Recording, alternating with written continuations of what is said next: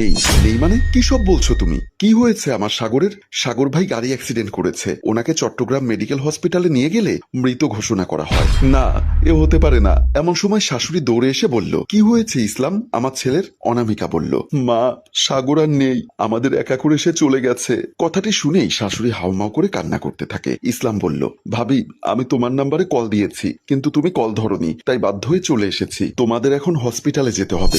মা ও অনামিকা সবাই বাড়ি থেকে বের হয়ে গেল। 3 মাস পর শাশুড়ি আমার চুলের মুঠি ধরে বলল, তুই এত দিনেও কেন চলে যাচ্ছিস না এই সংসার থেকে? তোর কি কাণ্ডজ্ঞান নেই? মা, আমি কই যাব? এই বাড়িতে যে আমার সাগরের স্মৃতি জড়িয়ে আছে। আমি কোথাও যাব না মা। তুই হচ্ছিস একটা অপয়া মেয়ে যে আমার ছেলের জীবন কেড়ে নিয়েছিস। তোকে আমি কোনোদিনও ক্ষমা করব না। তোর জন্য আমার ছেলেটা অকালে প্রাণ হারালো। তোর মতো অপয়া আমাদের বাড়িতে রাখলে আমাদের সংসার তছনছ হয়ে যাবে। মা, এতে আমার অপরাধ কি? আমি কি করেছি মা? চুপ কর, তোর জন্য হয়েছে। তোর বাবাকে আমি খবর দিয়েছি তোকে নিয়ে যাওয়ার জন্য। তখনই আমি শাশুড়ি পায়ে ধরে বললাম, মা, আমাকে আপনি এখান থেকে তাড়িয়ে দিবেন না। আমি সাগরকে ছাড়া বেঁচে থাকবো সাগরের স্মৃতি নিয়ে। প্রয়োজনে আমি আপনার সেবা করব, এই বাড়িতে চাকরানি হয়ে থাকবো, তবুও আমাকে বের করে দিবেন না। আমার সাগরের সব স্মৃতিকে আগলে রেখে আমার ছেলেকে খেয়ে আবার বলছিস আমাকে বাঁচতে দিন? তোর বাবাকে যা বলার আমি বলে দিয়েছি। এই বলে শাশুড়ি সেখান থেকে চলে যায়। আমি কান্না করতে থাকি। 1 বছর পর বাবা মারা যায়। বড় ভাই আর ভাবি খারাপ ব্যবহার করতে শুরু করে। একদিন ভাবি আমার সত্যি